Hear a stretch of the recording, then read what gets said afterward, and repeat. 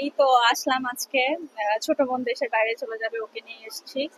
আর আমি কালকে আমার বাড়িতে যাওয়ার প্ল্যান আছে। বাড়িতে আসলে আগে যেমন ষষ্ঠীর দিন চলে যেতাম, কিন্তু এখন কাজের কারণে, ব্যস্ততার কারণে আসলে যাওয়া হয় না।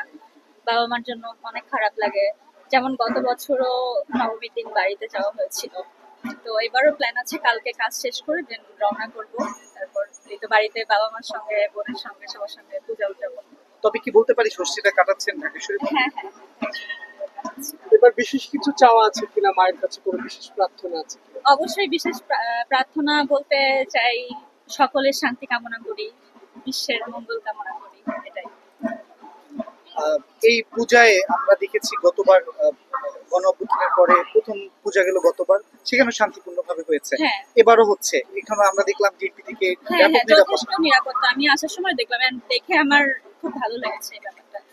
যথেষ্ট, আমার আমার কাছে মনে হলো গতবারের থেকে এবারকার নিরাপত্তা ব্যবস্থা মনে হয় আরো ভালো। তো এই জন্য ভালো লাগছে অনেক। হ্যাঁ, ভালো দেখতেছি। এখন তো সবকিছুই ভালো। আসলাম মা ষষ্ঠী, এখনো পর্যন্ত ভালো দেখতেছি, অশুভ কিছু দেখতে পাচ্ছি না। আশা করতেছি ভালোই হবে। মায়ের কাছে দেশের জন্য কি চাওয়া আছে? দেশের জন্য ভালোই চাই, সবাই ভালো থাকুক, সবকিছু ভালো মতো হোক। সবকিছু ভালো চাই, ভালো হোক, সবকিছু শুভ হোক, এটাই চাই। কেমন দেখলেন আজকে?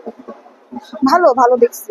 আপনি গত বছরের যে নিরাপত্তা ছিল, এবারও দেখা যায় অনেক নিরাপত্তা। এবার কেমন মনে করছেন আপনারা যে এবার কেমন যাবে, বা আপনারা